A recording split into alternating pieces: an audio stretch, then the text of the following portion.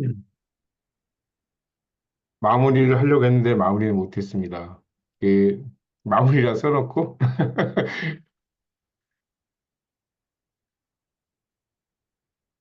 그 594페이지 할 차례였었는데요. 거기 환경은 카오스에 맞서 반격에 나선다. 그것이 바로 리듬이다. 라고 하는 문장이 있는데 그게 이제 환경이라고 하는 것이 이제 들레주 한간의 환경을 단순히 고정된 공간이나 조건이 아닌 서로 다른 코드들로 얽혀 있는 어떤 구조로 보는데요. 환경은 절대적인 것이 아니고 다른 환경들과 상호 이동하고 소통하는 유동적 상태를 얘기합니다. 그래서, 그래서 리듬이라는 것은 카오스는 무질서 구조 없는 상태를 의미하지만 단순히 혼돈이 아니라 모든 환경의 바탕이 되는 어떤 근원적인 가능성의 영역인데 그 카오스가 혼돈이 아닌 또 근원 가능성의 이중적인 그 의미를 갖고 있어요. 그래서 환경들끼리 서로 소통하나 변형할 때 그 환경과 환경이 할 때 여기서 이제 틈 차이 이런 게 이제 들레저 그런 걸 많이 썼잖아요. 여기서도 이제 그게 많이 나오는데 그 틈에서 카오스가 스며들어 위협합니다. 그래서 카오스는 환경들의 바탕이자 위협이 되는 그 위협이 되기도 하는 무질서인데 여기서 리듬은 그 우리가 얘기하는 박자의 음악적 규칙적 그 특성이 아니고 들레주가 말하는 그 리듬은 음악의 리듬과 박자는 좀 달라서 카오스와 이 싸움 속에서 생성되는 리듬이라는 것은 또 다른 질서인 거죠.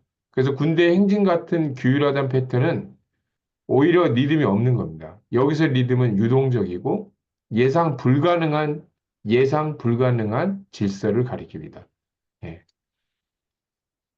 그래서 환경은 고정된 것이 아니 카오스에 맞서 리듬을 통해 스스로 지켜냅니다. 리듬은 단순한 규칙적인 박자가 아니라 혼돈 속에서 살아남고 변화하는 질서의 방식입니다.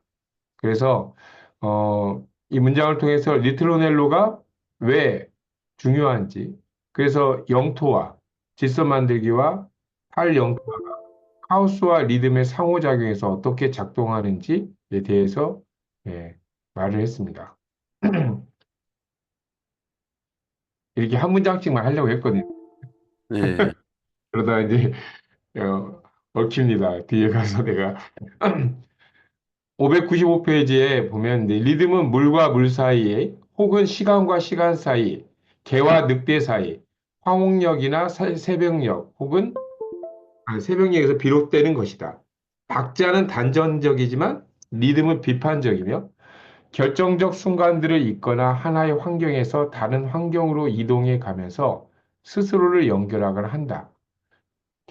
여기서 박자와 이제 리듬의 차이라고 하는 건 그래서 박자는 규칙적 이제 음악에서 측정 단위를 의미하는데 어, 두 박자, 세 박자 뭐 이렇게 얘기하는 것처럼 이게 코드화된 형식을 따르죠. 그래서 박자는 환경 내에서 안주하면서 그 박자라는 것은 고정된 질서를 의미하는 겁니다. 아까 리듬은 설명을 했고요. 그 근데 여기에 리듬은 환경에 고정되지 않고 다른 환경으로 이동하며 연결된다는 의미로 리듬은 비판적이고 기존의 질서에 순응하지 않고 새로운 이동을 창조한다는 뜻인 거죠. 그래서 군대 행진곡이나 박자, 그래서 여기서 얘기한 비유가 개와 늑대 사이, 황혼과 새벽, 이게 이제 결국은 그 박자와 리듬의 사이라는 게 아, 박자는 단정적이지만 리듬은 비판적이다. 리듬은 비판적이다라고 한 것은 어, 결정적 순간들에서 있거나 하나의 환경에 다른 환경에 이동해 스스로 연결한다는 건 그 리듬은 그 박자의 고정적인 어떤 형태를 어, 기존의 질서에 순응하지 않고 비판적으로 그걸 이동시킨다는 거죠. 그래서 결정적 순간들을 있거나 하나의 환경에서 다른 환경으로 이동해 나가는 그 역할을 하는 겁니다. 그래서 환경과 환경 사이에서 그 거기에 또 하나의 뒤에 나오지만 층을 선결해서 스스로를 연결하거나 거기에 층을 형성을 하게 되죠. 그래서 리듬은 둘 사이에서 둘 사이에서 발생한다. 리듬은 둘 사이에서 발생한다. 여기 물과 물 사이, 혹은 시간과 시간 사이, 개와 늑대 사이, 황혼역이나 새벽녘, 이렇게 둘 사이에서 발생한다. 리듬은 하나의 고정된 환경이 아니라 두 환경 사이, 환경과 환경 사이, 즉, 변화의 경계, 하나와 하나의 경계 사이에서 리듬이 생겨난다는 거예요. 나중에 이제 설명하는 그 대입법에 그 얘기를 하는데, 즉, 물과 물 사이, 시간과 시간 사이, 개와 늑대 사이, 밤과 낮의 경계, 어떤 그 사이에서 리듬이 일어난다라고 얘기합니다. 이거를 바슐라르라는 이제 인용으로 바슐라르가 이렇게 설명을 합니다. 박자와 리듬의 본질적 차이를 통해 리듬이 고정된 질서를 넘어서 이동하고 변화하는 원리임을 설명합니다. 리듬이 고정된 질서를 넘어서 이동하고 변화하는 원리이다. 그러니까 박자와 리듬은 본질적 차이가 있는데 그 리듬이 고정된 질서를 넘어서 그 그 변화의 원리를 설명하고 있는데 리듬은 둘 사이의 경계와 전환의 순간에 발생하며 카오스와 질서가 만나는 접점에서 그 접점에서 새로운 환경을 만들어내는 핵심 원리라는 거죠. 이렇게 바슐라르라가 이렇게 인용한 거에 정말 활동적인 순간들의 결합, 리듬은 언제나 일어나는 것과 다른 판위에서 실현된다. 요거를 좀 어려워서 해석을 했는데, 리듬이 단순히 활동이나 행위 차원에서 작동하는 것이 아니라 그보다 더 근본적인 층위에서 발생한다는 걸 설명하는 건데요. 그 행위는 특정한 시점과 공간 환경에서 발생하는 거죠. 예를 들면 새가 노래하는 순간, 인간이 어떤 일을 하는 순간, 이걸 행위라고 한다면 리듬은 그 행위가 일어나는 층위와 다른 판에서 이루어진다는 말은 이 판이란 다른 환경과 환경 사이를 연결해내는 그 층위를 얘기하는데요. 요 층위라는 얘기, 그 다른 판 위에서 실현되는 이 층위는 그 가 카타리 철학에서 자주 등장하는 개념인데 어떤 존재나 사물 개념이 서로 연결되는 방식을 설명할 때 사용됩니다. 쉽게 말하면 모든 것이 작동하는 바닥이나 장을 얘기하는데요. 모든 것이 작동하는 장이에요. 그러나 이것은 고정 기반이 아니고 관계와 흐름, 움직임이 이루어지는 역동적인 공간입니다. 예를 들면 그림에서의 캔버스, 그림을 그릴 때 하얀 캔버스, 거기가 그 단순한 배경이 아니고 그림의 모든 요소가 펼쳐진 장이라는 거죠. 그 리듬이란 그림에서 그 색선색 형태가 어떻게 흘러가는 결정짓는 흐름이고 리듬이 펼쳐지는 것이 이게 층위판이라는 거 얘기입니다. 무용에서 똑같이 설명할 수 있는데 무용수들이 무대 위를 움직이고 그 무대 위지만 움직임 행위를 펼치고 있지만 그 움직임은 제한하지 않고 움직임이 펼쳐지고 연결되는 전체 공간이라는 거죠. 그 물고기의 바다도 바로 층위라는 얘기입니다. 그 층위라는 얘기. 즉, 리듬은 행위가 발생하는 환경을 넘어서 그 환경들 사이를 이어주는 흐름, 경계, 그 전이 차원에서 발생합니다. 그래서 행위 리듬 층이라고 하는 그 볼록체로 나와 있는 그 페이지에 그 층위의 설명을 다시 좀 하면 행위는 특정한 환경 안에서 발생하는 구체적 사건으로 예를 들면 새가 노래를 부르는 걸 얘기하고 리듬은 그 행위들이 서로 연결되는 흐름으로 두 환경과 환경 사이에서 발생하는데 새가 다른 환경으로 이동하면서 노래를 바꾸는 흐름. 층이라는 것은 리듬이 펼쳐지는 모든 것이 연결돼서 변형되는 공간을 얘기하는데 새와 환경, 노래와 리듬이 이어지는 보이지 않는 어떤 바탕을 얘기합니다. 그래서 리듬이 발생하는 그 사이에 대해서 정리해 봤습니다.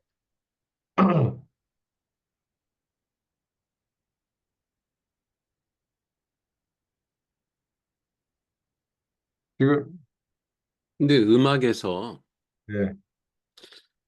그 리듬이란 말을 우리가 많이 듣는데 예를 들어서 그냥 아주 쉬운 노래 하나 가지고 박자는 이제 정해져 있잖아. 뭐 4분의 3박자, 4분의 4박자, 8분의 6박자 이런 식으로. 그래서 똑같은 그 한 마디 안에 그 뭐야 음표들이 세 박자나 네 박자가 계속 전곡을 통해서 반복이 되잖아. 그 리듬이라는 거는 어떤 건지 이렇게 명확히 감이 안 오는데? 여기 지금 말한 걸로도요. 어. 여기서 아까 얘기한, 다시 들어가 볼게요. 그냥 아니 이걸 무시하고 네네. 그 음악 노래를 하나 예를 들어서 어떤 거이 리듬인가? 저게 리듬인가? 나는 왜 기타 배울 때 뭐 그 저기 뭐지 슬로우 락 이런 거를 그 기타 칠 때 보면은 이게 주법에 그냥 스윙이 있고 뭐 락이 있고 뭐 슬로우 락이 있고 또 저기 뭐야 트로트 뭉짝 뭉짝 뭉짜작 뭉짜 이런 게 이제 저기지. 그리고 슬로우 락은 둥다다당다다다 둥다다당다다다 이렇게 하는 게 슬로우 락이고 이게 리듬인가? 어? 어? 그게 리듬 같지가 아닌 것 같아요.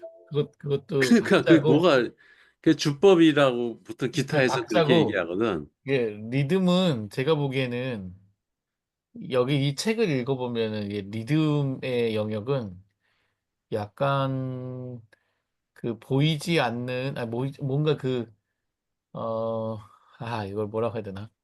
그, 어, 리드미컬하다. 뭔가 이렇게 리드미컬한 어떤 인생이 있잖아요. 이렇게 뭔가 새로운 계속 반복되고 있지만 계속 새롭게 뭔가 이렇게 되어지는 그런 어떤 생동감 있는 생성의 어떤 것들을 리듬이라는 표현을 쓰는 것 같더라고요. 그러니까, 그래가지고는 설명이 안 돼. 그러니까 되게 어려워요. 어렵긴 한데.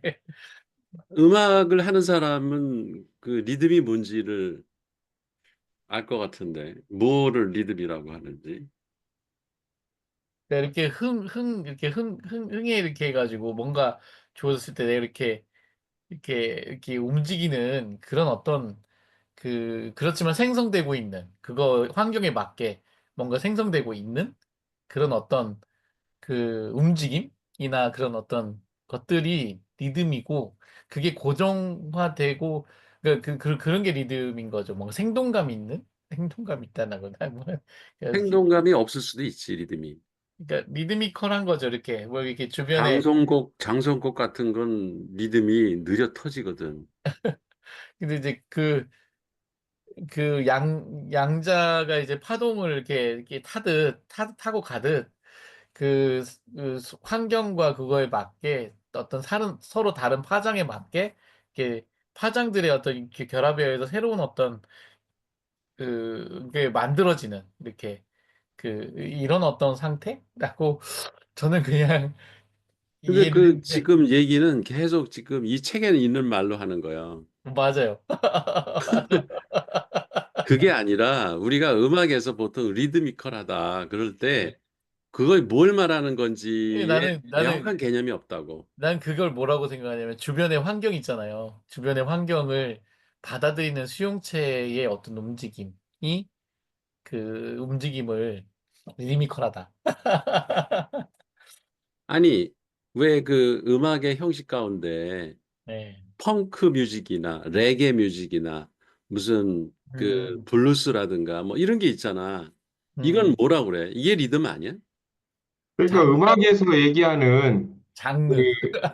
그 장단, 뭐 높낮이, 샘 여림, 음질, 뭐 여기서 얘기하는 것들이 다 그 리듬이라고 하죠. 그 리듬의 정의가 그렇게 얘기하니까 그러니까 보통 음악의 3요소 하면 뭐 리듬, 아까 얘기한 자, 뭐 가락, 화성 뭐 이렇게 얘기하는데 그 리듬 자체에 대한 그를 정의하기는 어 거기 안에 다 들어가 있는 곡이라서 지금 말씀하신 것처럼 아니야. 근데 지금 내가 말한 게 맞는 것 같아. 음, 블루스 리듬이라고 그래. 이거 블루스 리듬으로 연주하자. 이렇게 한다고. 그러니까 같은 곡이라도 이거를 그 트로트 무슨 저기 경연대 할 때 보면은 아, 재즈 리듬으로 치자 그러면은 연주가 전혀 달라져. 똑같은 곡인데. 그게 나는 리듬 같아. 박자는 똑같거든. 박자에는 변함이 없어. 그게 뭐 4분의 4박자 갑자기 8분의 6박자 이렇게 변하지 네. 않는다고. 박자는 그 똑같은데 분위기, 그 분위기가 그러니까 재즈 분위기. 여기 제가 몇 개 검색해 봤는데 교수님 말씀을 저기 하면 이렇게 나오네요. 일정한 여기서도 어렵은데 이렇게 얘기한대요. 일정한 박자나 규칙에 의하여 음의 장단, 강약 등이 반복될 때의 그 규칙적인 음의 흐름. 네. 그러니까 그게 보통 연주 스타일로 그 얘기하는데 음. 그 똑같은 곡도 막 마치 곡으로 하면은 마치 리듬으로 하면은 그 군대 그 저 달리듯이 이렇게 한다고. 그리고 이제 탱고 그러면은 탱고 리듬으로 나간다 이렇게. 그러면은 이제 추는 곡처럼 바뀌는 거지. 그게 리듬 맞아. 예. 슬로우 락 무슨 뭐 블루스 그다음에 그 뭐지? 뭐 재즈에서도 보면은 블루스도 재즈의 일종이더라고. 약간 그 장르 같은 풍이네요. 풍? 풍? 풍. 네, 풍. 음, 음, 그, 그게 어떤 상호작용의 그 방법일 수 있겠네요. 메시지를 예. 보일 수도 있고. 그러네요. 오케이. 오케이. 그렇게 그 정도로 하고. 그러니까 그게 이런 거다 이런 거지 이제. 그게 환경과 환경 간에 만나는 곳에서 벌어지는 일들. 음, 그러니까 근데 박자, 어쨌든 템포는 음악에서 우리가 음악의 얘기하는 이제 어쨌든 그렇게 말씀하시는 그런 음의 흐름들, 음의 예, 여러 가지 흐름들, 음의 흐름들을 우리가 그 음의 흐름을 규정져서 지금 말씀하신 것처럼 슬로우락이다, 펑키다, 뭐 교수님, 그 재즈가 결국 그 리드미컬한 걸 따라가지고 그냥 가면서 하는 거 아니에요? 재즈가 여러 가지 리듬이 있어. 예, 예, 여러 가지 그렇죠. 예. 리 그러니까 예, 이렇게 슬로우로도 가기도 하고 갑자기 이렇게 음. 빨라지기도 하고 이렇게 둥강둥강 예, 거리기도 하고. 그러니까 그 재즈가 그 리듬을 만드는 거잖아요. 그렇죠? 그치. 음. 그런데 이제 그런 그 음악에서의 리듬이라고 우리가 얘기하는 것들은 지금 재즈다, 락이다, 뭐 슬로우 락이다, 뭐 이렇게 이름 지어져서 그런 어떤 규칙적 그 측정, 흐름의 측정을 이름 지어져서 그렇게 얘기를 하는데 여기서는 들레주아가 말하는 그 리듬은 그 질서에 있으면서도 그 안에 그 이중 구조를 갖는 거죠. 질서 안에 혼돈이 있는 거죠. 이게 유동적이라는 거죠. 재즈가 제일 가까운 것 같아. 지금 이 예, 상태에. 재즈. 예, 재즈가 이렇게 그냥 그 받아들이면서 하잖아요. 상황 같은 것들. 상황에 뭐, 맞게 변해가 나가는 게 변주가 예, 있고. 그렇죠. 예. 그러네. 변주가 가능한, 그러니까 우리 저기 판소리도 그렇죠. 예, 예, 예. 그렇죠. 우리 마당극. 마음대로지. 마당극 같은 것도 그렇고. 가장, 예, 마음대로. 예, 그러니까 그것이 오히려, 철학적 리듬이라고 지금 얘기할 수 있죠. 예. 예, 맞아요. 음. 그렇게 생각하면, 어, 그게 상당히, 이게 리듬에 대한 얘기를 이따 할 거거든요. 근데, 할 건데, 어, 이제 철학적 요소가 있는 리듬이 실제 현대 음악에서도 사람들한테 실제로 이제 또 들어가 이제 감명을 주는 그런 것 같아요. 그럼 나가 보겠습니다. 여기 아까 했나? 거긴 다 했어.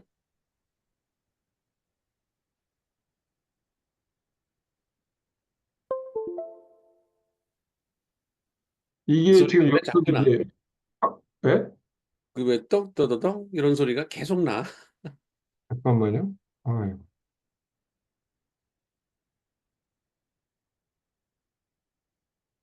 무슨 알람 소리를 켜놔서 그런 것 같아요.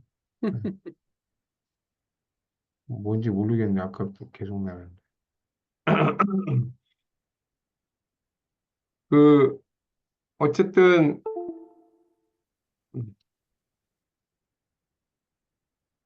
여기 됐고요. 그래서 리듬을 갖는 것은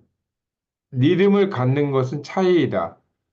또 그 리듬을 갖는 것이 이제 차이인데 그러니까 음악 어떤 흐름을 갖는 것이 차이인데 또 반복은 그 왜 이 소리가 나지? 제가 죄송합니다. 뭐 줄이질 못하겠네요. 네. 리듬을 갖는 건 차이이다. 또 반복은 분명한 차이를 낳지만 리듬을 갖지는 않는다. 반복과 리듬 그리고 차이라는 것은 반복은 단순히 같은 것을 되풀이하는 것처럼 보이지만 그 과정에서 반드시 차이를 낳는다. 그러니까 물방울이 계속 떨어지면 깊이와 이제 파형이 달라진다는 예를 봉합할 수 있습니다. 하지만 반복 자체가 또 리듬을 생성하는 것은 아닙니다. 리듬을 갖지 않는다는 건 뭐냐면 리듬은 단순한 반복이 아니라 그 안에서 차이를 조직하고 환경 사이를 이동시키는 힘이라는 거죠. 리듬은. 그래서 즉 차이와 차이의 연결 속에서 환경과 환경의 어떤 사이 속에서 리듬이 생긴다는 것입니다. 그래서 생산적 반복은 재생산에 전념하는 박자와는 재생산에 전념하는 박자는 아무런 관계없다. 이것이 이율 배반의 비판적 해결인 것이다. 그래서 생산적 반복이라는 것은 단순히 같은 것을 반복하는 것이 아니라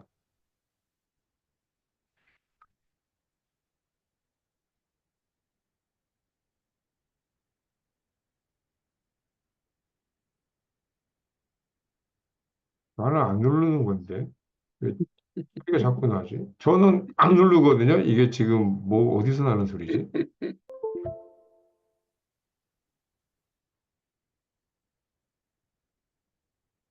또 어떨 때 저런 소리 나는 거야? 그 윈도우 소리잖아, 저게. 윈도우 경고음인데. 그래요?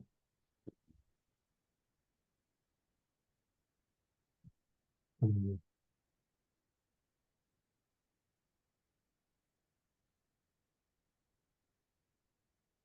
그냥 해, 괜찮아. 뭐, 생산적 반복이란 단순히 같은 것을 반복하는 것이 아니라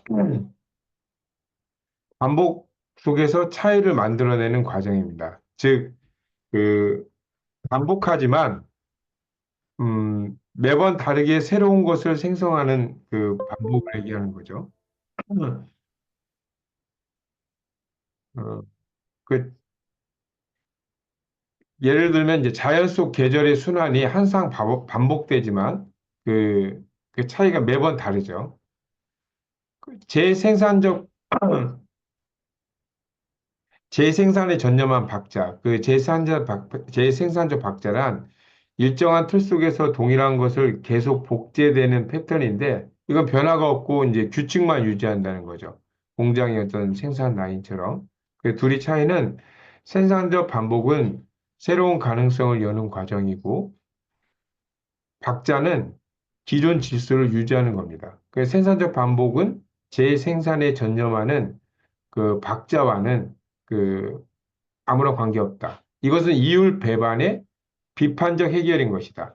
그러니까 그 여기서 얘기하는 이제 두 가지 이율 배반의 비판적 해결이라는 걸 이제 설명하려고 그 문장이 나온 건데 이율 배반이라는 게 이제 서로 모순되는 두 명제가 동시에 성립되는 상황을 얘기하는데 이걸 비판적 해결이란 모순을 단순히 하나를 선택하지 않고 새로운 방식으로 풀어내는 건데 반복은 같으면서도 다를 수 있다. 박자는 같음을 재생산하지만 생산적 반복은 같음 속에서 차이를 낳는다.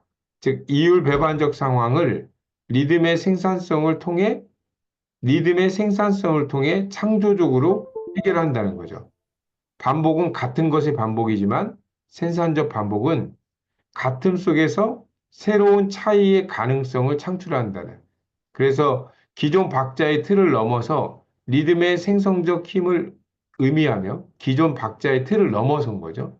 그래서 음악 그 흐름의 리듬의 생성적 힘을 의미하며 그 이율 배반, 이를 비판적으로 다른 그 해결을 통해서 모순을 해결하는 거죠. 모순을 비판적으로 해결하는 방식이라는 얘기입니다. 아, 그리고 여기 한 가지 특히 중요한 코드 변환이 있다. 어느 코드가 다른 식으로 코드화된 성분을 취하거나 받아들이는 것만으로 만족하지 않고 다른 코드의 조각 자체를 취하거나 받아들이는 경우가 그것이다. 이제 여기 코드라는 얘기가 나오는데요. 어, 그래서 이제 이 코드란 그 코드 변환이라는 단어가 나오는데 그 코드란 들레주 가타리 철학에서 환경 존재 사물의 구조와 패턴을 의미합니다. 그러니까 어, 환경과 존재 사물의 어떤 구조와 구조 자체와 패턴을 의미하는데 그게 언어의 코드, 행동의 코드, 뭐 생태계의 코드 등 어떤 다양한 차원에서 사용됩니다. 그래서 코드 변화는 한 존재나 환경이 다른 존재나 환경의 코드를 받아들이거나 변형하는 과정을 얘기하는데요. 코드 변환이란 존재나 환경이 다른 존재의 구조나 패턴을 흡수하거나 변형하는 과정입니다. 특히 여기 예시된 거미와 파리의 예시는 그러니까 존재와 존재의 구조가 그 밑에 거 해석하면 더 이 문장이 더 잘 나오는데 단순한 영향이 아니고 그 상대의 코드 자체를 내포해서 완전히 새로운 구조를 만드는 상호작용을 보여주거든요. 거기에 이제 가장 그 예시로 그 파리와 거미 얘기가 나옵니다. 밑에 또 설명하겠습니다. 그래서 두 가지 코드 변환의 차이라는 것은 아이고, 성분을 취하거나 그 두 가지 코드 변화의 차이라는 것은 성분을 취하거나 받아들이는 경우를 얘기하는데 예를 들면 잎과 물의 관계는 그 잎은 모든 물과 무관하지 않지만 비와 관계에서 특정한 코드를 형성하고요. 그러니까 잎은 비가 오는 환경에서 그 작동하는 구조가 있다는 거죠. 물 자체를 흡수하는 그 구조, 코드를 갖고 물 자체의 구조를 그 코드를 흡수하는데 완전히 흡수하지는 않습니다. 그게 부분적 코드 수용이라는 거죠. 다른 코드의 조각 자체를 취하거나 받아내는. 그러니까 다른 코드, 다른 코드의 조각 자체, 이제 존재가 다른 걸 그 취하거나 받아들이는 게 거미줄을 쳐서 그 거미줄이 단순히 거미의 코드만으로 만들어진 것이 아니라 그 거미줄을 칠 때 파리의 행동 패턴 코드를 다 포함하고 있다는 거예요. 굉장한 그 생물적 자연의 그 신비인데 그 파리의 움직임 습성, 이미 거미줄 이런 것을 다 반영해서 거기에 거미줄 설계가 있다는 거죠. 그런 코드가 있다는 거죠. 그래서 상대의 코드 구조를 그내 코드 안에 또 내포시킨다는 거, 그런 거를 얘기합니다. 그래서 코드 변환의 의미는 입과 비의 어떤 일방적 관계가 있고, 거미와 파리 같이 그 상호적 관계가 있습니다. 이는 생태계에서 존재들이 서로 영향을 주고받는 방식의 설명 예시입니다. 그래서 파리의 모티프를 파리의 리토르넬로를 고려하고 있는 듯하다라는 그 문장은 그, 그 다음에 나오는 그 파리의 모티프라는 것은 그 모티프란 이제 반복되는 핵심 그 패턴이나 주제를 얘기하거든요. 예술에서 자주 쓰는 용어인데 그 음악의 어떤 반복 구절, 그 그림이 반복되는 것들 상징을 얘기를 해요. 그 음악할 때 모티브가 된다. 그 할 때 여기서 파리의 모티프는 파리가 반복적으로 보이는 행동 패턴, 또 특히 어떻게 움직이고 어디로 가며 무엇을 선호하는지 같은 행동의 어떤 중심적 흐름을 얘기합니다. 파리의 모티프. 그리고 그러니까 예를 들면 파리가 특정한 방식으로 날개짓을 하거나 특정한 빛이나 냄새에 이끌리는 그 모티브를 파리의 모티브를 그리고 파리 반복적인 리토르넬로 그거를 고려하고 있는 듯하다 이런 거죠. 그, 그 거미가 거미줄 칠 때를 얘기하는 겁니다. 그래서 파리의 리토르넬로는 그 반복되는 구조 선율을 뜻하지만 여기에 이제 파리의 영토화된 행동 패턴을 의미한다는 거죠. 그래서 파리의 리토르넬로를 파악한다는 것은 파리의 영토를 파악한다는 얘기입니다. 그러니까 들레주 가타리 개념으로 보면 파리의 리토르넬로란 파리가 혼돈 속에서 질서를 만들고 스스로를 안정시키는 이제 반복 패턴을 가리킵니다. 그래서 거미는 파리의 모티브와 리토르넬로를 고려한다는 것은 거미를 그냥 단순히 만들어지는 게 아니고 파리의 행동 패턴, 모티프와 영토화된 움직임, 리토르넬로를 예측하여서 고려해서 만들어진다는 얘기죠. 그래서 거미는 파리의 리듬과 흐름을 미리 읽고 그 리듬을 끊어버릴 수 있는 구조로 거미줄을 설계한다는 겁니다. 이것은 생태계에서 존재 간의 리듬적 관계를 보여주는 중요한 예시이고요. 하나의 리토르넬로가 하나의 리토르넬로가 다른 리토르넬로를 고려해서 얽혀 있는 관계라는 거죠. 그래서 자연 속 존재들이 서로의 리듬, 흐름을 읽고 그 맞물려 돌아가는 방식을 보여줍니다. 또 이거 하나 예를 이- 들어 말벌, 네? 아닙니다. 네, 꼭 그거 그 과정 같아요. 그 자연계에 있는 천적 관계 같아요. 네네네, 맞아요. 그러니까 천국도 살려고 하는 있고, 몸부림 그 어떤 그 상위 동물과 하위 동물 간의 그 서로 어떤 자기 리드미컬한 것들을 리드미컬하게 쫓아가야지 잡잖아요. 그냥 부탁대고 쫓아가면 안 되잖아요. 그런 것들이 아, 네. 그 체득화돼 있는 그 양육강식의 그 세계가 이 세계인가 보네요. 리트르넬로. 네, 그걸로 해석을 한 거죠.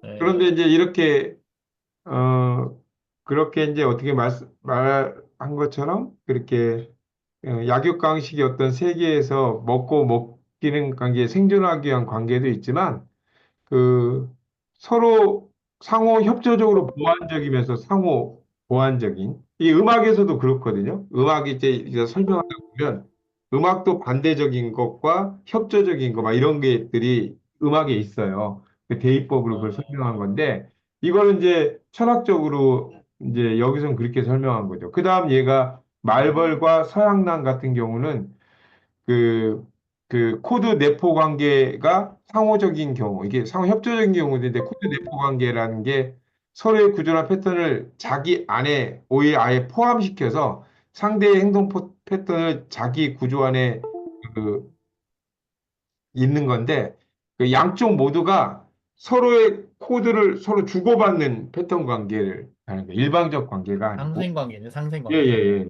그렇게 되는 관계인데 아, 나도 이거 엄청 신경 쓰네요. 소리를. 이거 잠깐 쉬는데 내가 어떻게 해결해 보겠습니다. 그 말벌과 그 서양란의 관계가 그런 관계인데 서양란은 말벌이 꽃을 찾는 행동 패턴 코드를 이해하고 그 행동을 유도할 수 있는 형태와 향기를 이렇게 발전시킵니다. 그때 말벌은 서양란의 구조에 맞춰서 또 특정한 방식으로 꽃을 찾아가고 수분을 돕습니다. 그래서 서양란은 말벌의 행동을 코드화하고 말벌 역시 서양란의 신호를 인식하고 행동하는 걸 코드화합니다. 그래서 서로 행동 코드가 얽혀 있어서 상호적이라는 거죠. 금호초와 어리뒤엉벌의 관계도 마찬가지로 금호초는 꽃잎이 닫혀 있는데 어리뒤엉벌만 열 수 있어요.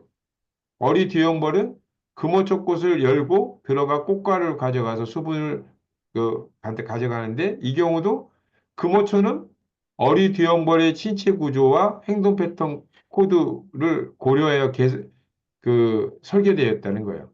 어리 뒤엄벌만 금호초를 대상으로 움직이는 행동 패턴을 가지고 있어서 상호 내포 관계를 갖고 있다. 그래서 이들은 서로의 행동 패턴을 예측하고 그에 맞춘 조종으로 서로 영향력을 주는 리듬적 관계를 보여준다. 이 개념들이 서로의 리듬을 잇고 서로 얽히며 함께 환경을 구성하는 들레주와 기타리의 일토르넬로적 생태관을 보여주고 있습니다.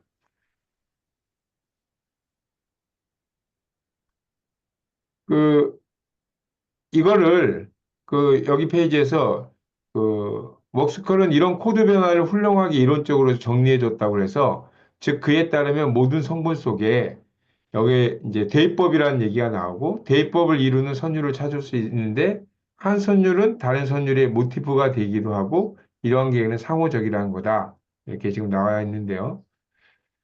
여기 하나 빼먹은 게 있는데 그 그건 안 해도 될것 같은데. 이거 시퀀스 얘기한 건데 아까 설명해서 그냥 넘어가겠습니다.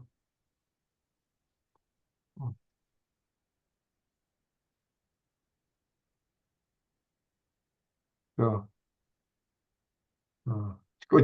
지난번에 제가 이거 전체 개요했을 때 제일 먼저 물어봤던 게 대입법이었죠? 그때. 예, 예. 오늘 대입법 설명을 하려고 정리를 했었는데, 그, 그 대입법은 이제 간단히 말하면 이런 거예요. 내가 대입법 잘 설명한 거 하나, 저기 10분짜리를 정리하다가, 이게 하다가, 그냥 같이 보자라고 이렇게 가져왔는데요. 그, 그, 이- 대입법은 이런 거거든요. 예를 들면, 모티브가 되는 도레미파솔라시도가 있어요. 예전에 처음 단선율 음악이 이제 그레고리안 성가나 제가 지난번에 보여줬던 이럴 때 단선율 음악이 있었어요. 단성 음악이. 단선 음악으로 뭐, 학교정이 땡땡땡 어서 모이자 뭐 이런 음악이 있었다고 해요. 그 단선율로 부르다가 이거를 두 번째 그걸 계속 부르는 이제 단선율에 어, 어떤 사람이 솔솔랄라 솔솔미 했는데 그거하고 전혀 다른 화성도 아니에요. 화성하고는 다른 겁니다. 그거 다른 미로 시작하는 민미 렐레 뭐 어쩌고 했다든지 아니면 뭐 학교종이 땡땡땡 하고 또 학교종이 땡땡땡 이렇게 같이 그 돌림 노래를 불렀다든지 이렇게 해봤더니 괜찮게 들린 거예요. 괜찮게. 예, 괜찮게 들리기 시작한 거예요. 그러니까 그거의 어떤 모티브가 되는 원음에 그거의 상호작용으로 지금 여기서 얘기하는 그 말이 이어지면 됩니다. 그러니까 여기에 어떤 파리가 뭔가를 할 때, 어떤 존재가 있을 때, 어떤 리듬이 있는데 그거와 전혀 다른 존재, 어떤 리듬이 같이 어울렸는데 괜찮은 거예요. 잘 들린 거예요. 그래서 그때부터 처음에 시작한 게 돌림 노래고요. 돌림 노래에서 거기서 한 2도 위에 올려볼까? 수학적으로 뭐 거기 이제 그 음과 음 사이를 도수라고 하거든요. 음. 그 소름이라면 소라고 라하면 솔라 하면 그걸 1도, 2도라고 그래. 그 자리부터 시작해서 1도, 2도 그래. 2도 올려볼까? 3도 올려볼까? 그래서 이렇게 배치를 해보니까 괜찮게 들리는 거야. 그래서 화성학 같은 거네, 화성학. 맞아요. 화성학이 그렇게 대입법으로 나온 거예요. 아, 그 대입법의 의미가 저도 이제 이거 하면서 알았는데, 이 잘못됐더라고. 이게, 대입법이 한자예요, 한자. 한자로 하니까 우리가 잘 이해를 못한 거예요, 사실은. 한자로 이해하면 안 되고, 이거를 한자로 이해하면 안 된다는 얘기를 정말 강력히 하면서 굉장히 짧게 설명한 교수가 있어요. 아니, 설명한 자료가 하나 있더라고. 그래서 제가 그래서 그걸 정리하다가 이렇게 정리했거든요. 이거 보여요, 이거? 이것도? 네, 보여요. 네. 여기 그거를 내가 설명하려고 딱 하다 보니까, 너무 잘하는 거야. 이게 카운터 포인트라고 설명해야 되는 거예요. 이게 철학적 의미로 그 의미 자체를 대입법으로 설명하는 게 우리가 음악적인 모든 용어를 이 한국이 음악적 용어를 이게 한자로 설명해 갖고 문제가 있었던 거예요. 이게 음악적 용어는 라틴어로 설명해야 된대요. 아, 그래야지 그 안에서 실제 철학적 의미가 내포된 이걸 다 이해할 수 있대요. 근데 우리가 한자로, 한국은 한자로 해석된데 그게 일제 강점기부터 그랬다네. 그래서 우리가 잘못 그 해석을 하고 있는 게 많대요. 그래서 카운터 포인트로 해석됐을 때하고 좀 달라요. 그래서 여기에 지금 제가 금방 얘기한 단선율에서 그, 그 돌림노래를 시작하면서 단선 멜로디가 돌림 노래로 그 카운터 포인트라고 하는 그가 영향을 받는 중세기 음악에 그레고리안 차트의 캐논이라든지 돌림 노래라든지 엇박자라든지 오르가즘이라든지 이런 다성 음악이 생기기 시작했어요. 다성 성부가 많은 거예요. 그게 뭐 7성부, 5성부 막 이런 성부가 막 생겼는데 괜찮게 들리는 거예요. 단성부보다 괜찮게 들리기 시작하는 거야. 근데 너무 막 성부를 많이 하다 보니까 성부가 굉장히 많아요. 옛날 우리가 음악 악기보다 사람 소리가 먼저 음악이 된 거잖아요. 그러니까 그렇게 성부를 많이 하다 보니까 뭐 7성부, 8성부 제가 이거 그 교회 음악 공부하면서 우리 보통 합창에서 4성부밖에 안 하잖아요. 그죠? 그쵸. 네, 타성부하죠. 근데 지금 8성부, 7성부 음악들이 괜찮게 들리더라고요. 그게 있어요. 그 7성부, 8성부 음악이 그레고리안 차트 음악이 굉장히 아카펠라 듣는데 좋더라고요.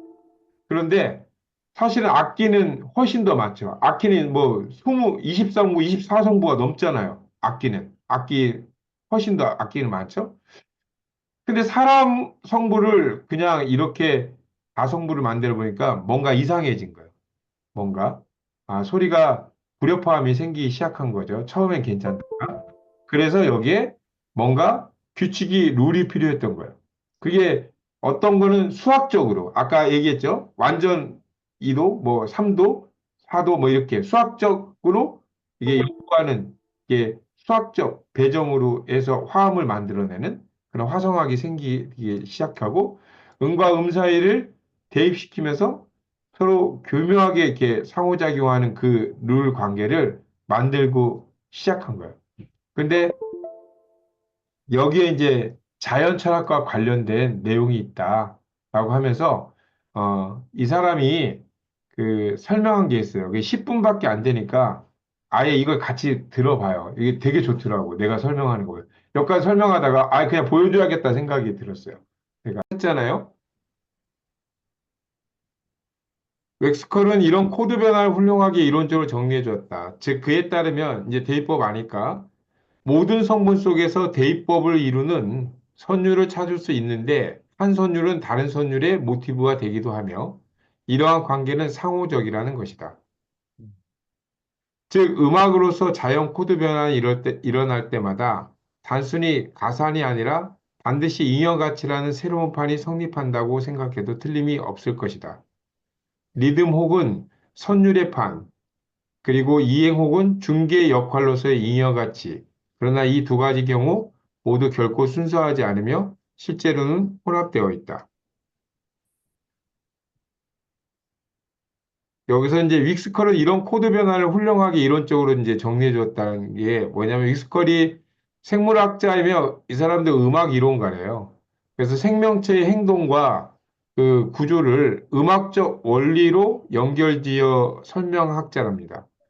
그래서 그는 생태계 내 존재들이 서로의 행동 패턴을 음악적 대입법처럼 서로 독립적이면서 상호작용으로 구조 설명을 했고, 이 문맥에서 그 코드 변환에 대한 해석학자로 이제 응용한 건데요.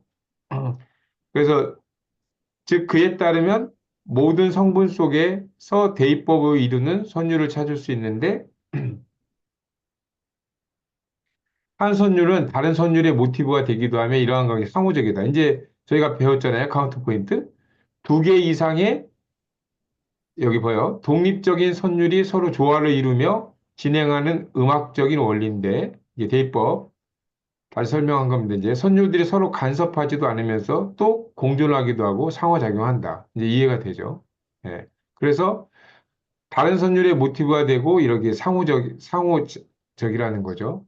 근데 이제 생태계에서의 대입법이라는 게 각 생명체가 자기만의 코드를 그 코드를 이제 선율로 보는 거죠. 선율을 가지고 있지만 상호작용을 통해 서로 영향을 주고받는 겁니다. 한 선율이 다른 선율의 모티브가 된다. 파리 행동 패턴 이제 앞에서 얘기했던 게 여기서 다시 이해가 되죠. 파리 행동 패턴이 거미줄의 선율에 영향을 주는 거죠. 서로의 존재의 양식이 존재로서 상호 참조되고 변형됩니다. 서로의 리듬이 얽혀서 한쪽만 지배하거나 종속되지 않고 상호 영향을 주는 공동의 패턴. 그래서 그 그래서 즉 그에 따르면 모든 성분 속에서 대입법이 이루는 선율을 찾을 수 있는데 한 선율의 모티브가 되기도 하고 이런 관계 상호적이다. 네. 요거에서 이제 다시 한번 쓴 거고 이건 다시 복사됐네. 네. 즉 그에 따르면 모든 성분 속에서 대입법을 이루는 선율을 찾을 수 있는데 한 선율은 다른 선율의 모티브가 되기도 하고 상호적이라는 거다. 여기 두 개가 나와서 그렇습니다. 우와. 아, 그래서 아까 카운터 포인트 설명을 했고요. 그리고